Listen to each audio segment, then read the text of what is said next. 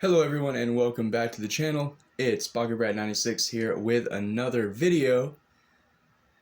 Now today I'm going to be taking a look at my three most recent Alto Brontes for the Brontes collection. I know, right? Not another Brontes video. But yeah, this one's going to be a little shorter, don't worry, I'm not going to draw it out.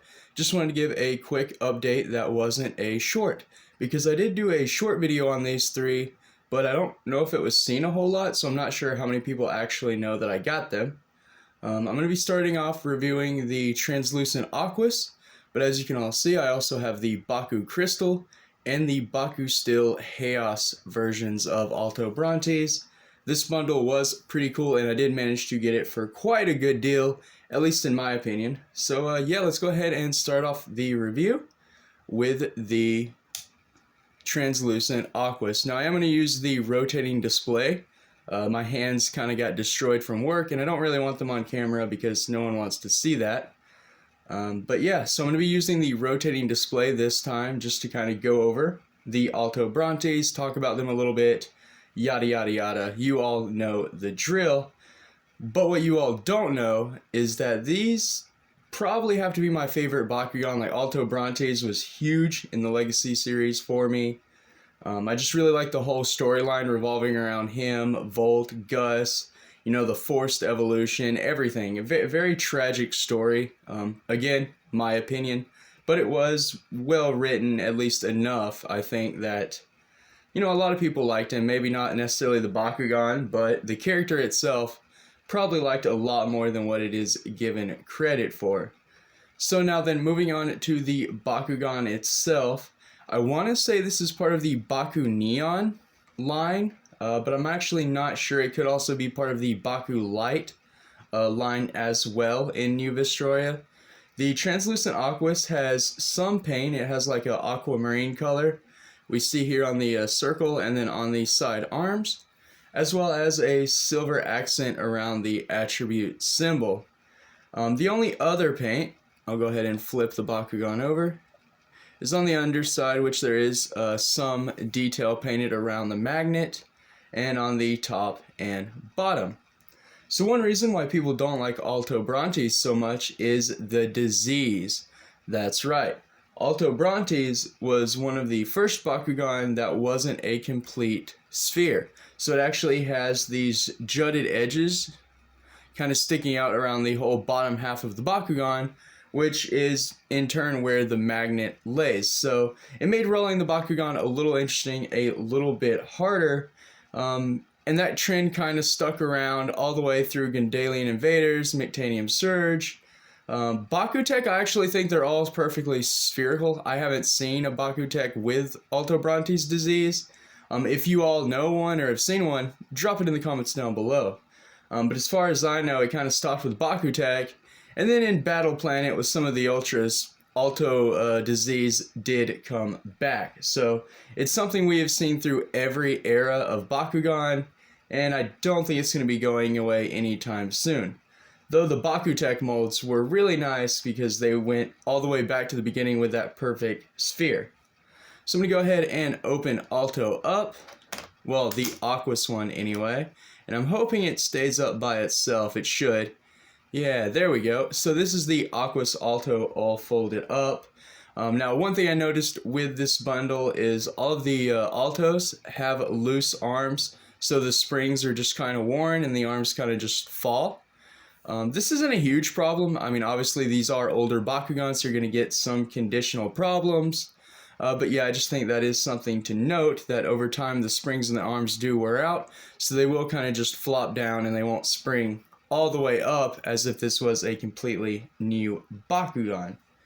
But for G power, yeah, that's right. Going on to the power level of this Alto Brontes, it does only have 550 Gs.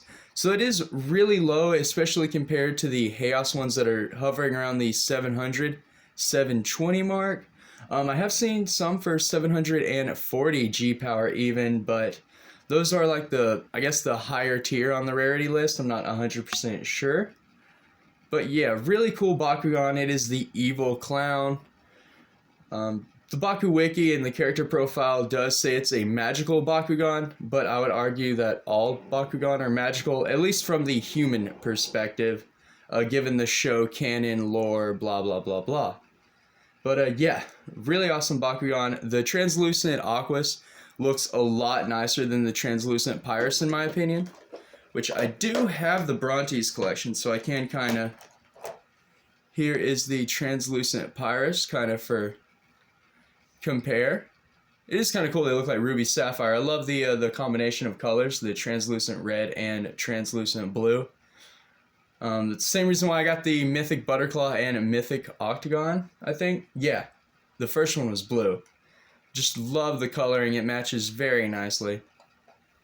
Go ahead and put that up now. But yeah, really cool. The Aquas one is nice. I do have a full line of Aquas Brontes now. I have the translucent regular, I have the Aquas Flip and Aquas Battle Damage Mega Brontes, and now I have the translucent Aquas. So it is cool to complete that full line of Brontes evolution within that attribute. So far the only other completed lines I have, are Chaos. So the Brontes collection will continue to grow. So that's it for the Aquas Brontes. Now I'm going to go ahead and move on to the Bakucrystal.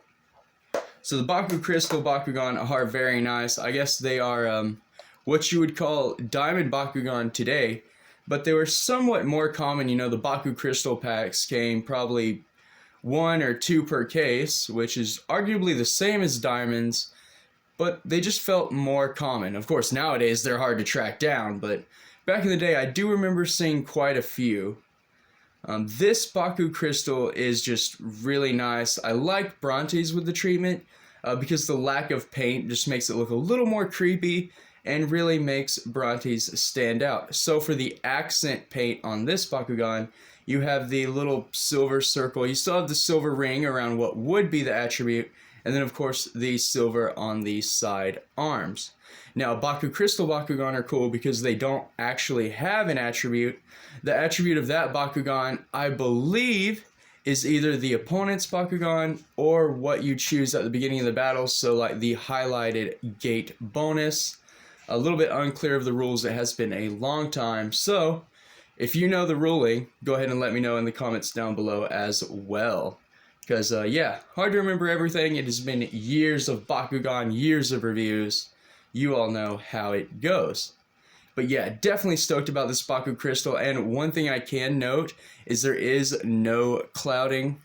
I did get a translucent regular Brontes, and that thing is clouded and worn all to heck. But this one still looks brand new. It's still white, clear, see-through. It hasn't yellowed. Very, very good condition, aside from, like I stated previously, the springs in the arms, which are wearing out, so the arms are a bit floppy. So, funny enough, this Brontes actually has 550 G-Power as well. I thought that was really cool because I did get all 3 of these together in sort of a bundle, so that was nice. Having 2 of them with matching G-Power, I just thought that was ironic, like what are the chances? But that is really cool. One thing to note with the painting details of Alto Brontes, most of them don't have any interior paint, like, at all.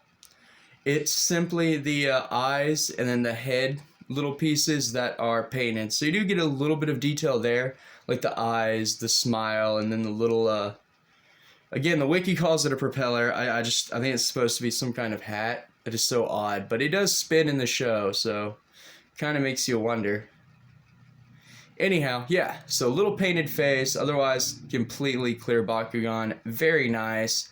It's a good old legacy diamond, so that is very neat.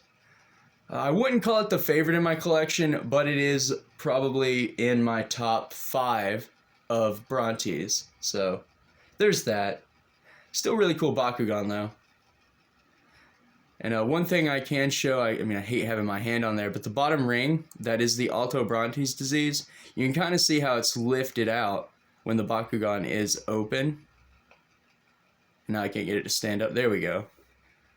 And a lot of people had a problem with that, but you know, honestly, if you just spin, like you spin roll the Brontes and you keep that magnet level, like on the table, for example, you're not going to have a problem with those jagged edges. It actually keeps the Bakugan pretty straight. So it's really good to easy, you know, spin shoot the Bakugan. And that made Brontes a little easier, at least for me, because that's usually how I roll Bakugan anyway. So I never really had a problem with it. And that's going to do it for the Bakucrystal Brontes. So, now I'm going to be moving on to the Bakusteel. Go ahead and close this one up. By the way, just for color reference, here is the older translucent Brontes I got, and then this is the Alto. So yeah, see, that one's definitely older, yellowed, worn, and this one still looks brand spanking new. So there's the difference side by side. The one Brontes looks terribly ugly. Wish I could get it cleaned up.